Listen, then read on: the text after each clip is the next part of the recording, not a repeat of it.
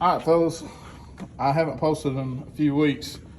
I'm just working through all the gremlins, and main concern is this Stinger solid state relay. Man, it ain't worth having. I've been on the phone with tech support and yada yada. My fuel pump kept kicking out. It would run for about a minute and then it would kill everything. And my fuel pump is on this circuit, which is for 40 amps. The Walbro 450 by online standard says it pulls 22 to 25 amps. So I'm nowhere near that. The rest of these all run fans that are 20 amp circuits. I never even got to the point of getting a fan on. That one pump would kick the entire relay off. So I'm tired of messing with it. If I felt like messing with it, I would get one from Leash, one of their 4-channel or the relay boards that they have.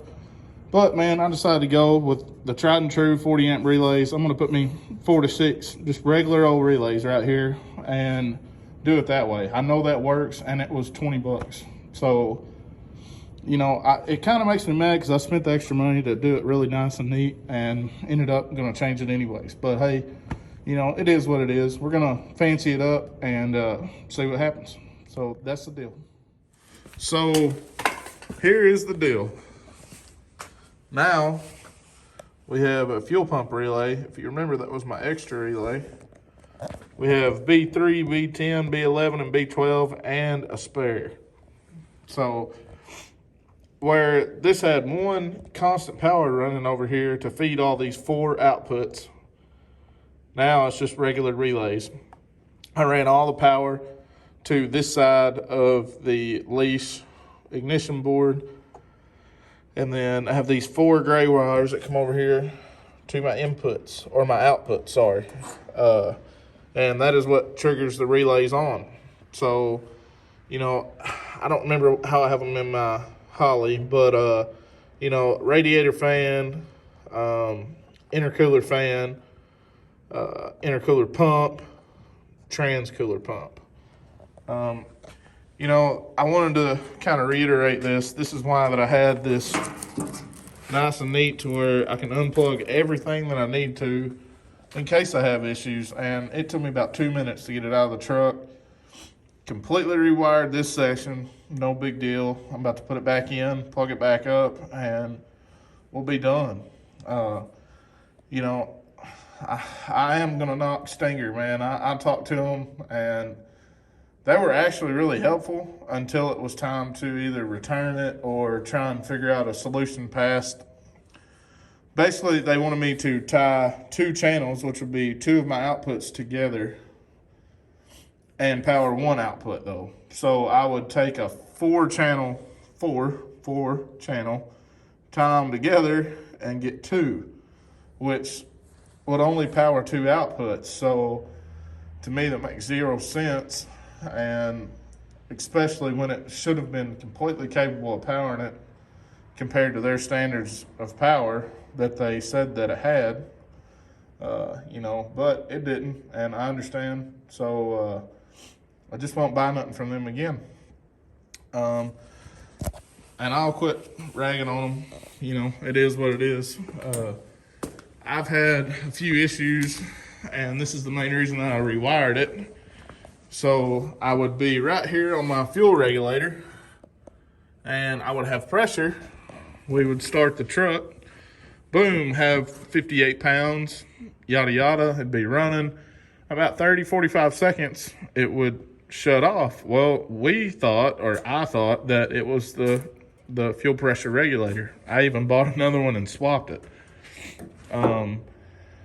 You know, I clamped both lines off and kind of did every test possible, and it didn't fix it.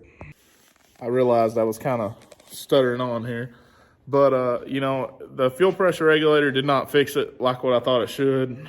But it ended up being that the solid state relay would shut off after it got overpowered, which to me, I mean, like I said, 22 to 25 amps on the fuel pump. That's the only thing I had running at that time. And it would shut off the 40 amp channel, which was the biggest one. So, you know, I have no faith in that solid state relay. And I'm not knocking solid state relays because they're super easy and they're super cool. I really like the MSD ones. I hope that they have better luck with them, but I have noticed that they have high current MSD ones, and that makes me wonder if they didn't have trouble with the low current ones the first time. Swap you back around. We have the radiator mounted. I used a truck upper hose. I have my fan shroud that I made myself. One single 16-inch fan. You know, all the cables are made and done. I have them tucked in nicely. They all run up to the firewall, go into the cab. Man, this thing runs and idles like a dream. I'm talking about real nice. If I had the ECU in it, y'all would hear it right now. And I'm sure I'll post up a video, let y'all hear it. But we have transmission fluid. The only thing I have left on my list is crankcase evaporation, which I have parts over here for that. I have hose, and I have that ready to go. This is all my intercooler stuff that I haven't plumbed and stuff yet. That's the pump and all that good stuff. But short of that, the only thing I had wrong was power steering. I didn't have power steering, and I don't know why. It's full. Everything seems operational. We'll kind of, you know, we're going through growing pains. Before I drive it, I have to bolt the bed down, and man, that's about it. Just wanted to give y'all a quick update, and y'all kind of know where I'm at. So next time, maybe we'll be driving this thing. See y'all later. Little guy tuning on it for me. Getting it right.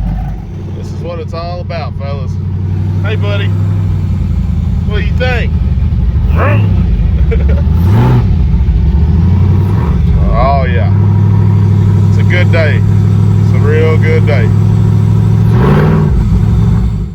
Well, as you guys got to see, I took it on this maiden voyage. I got to take my son with me, which meant the world to me. And, man, we just had a good time. Hope y'all enjoyed. Y'all take it easy.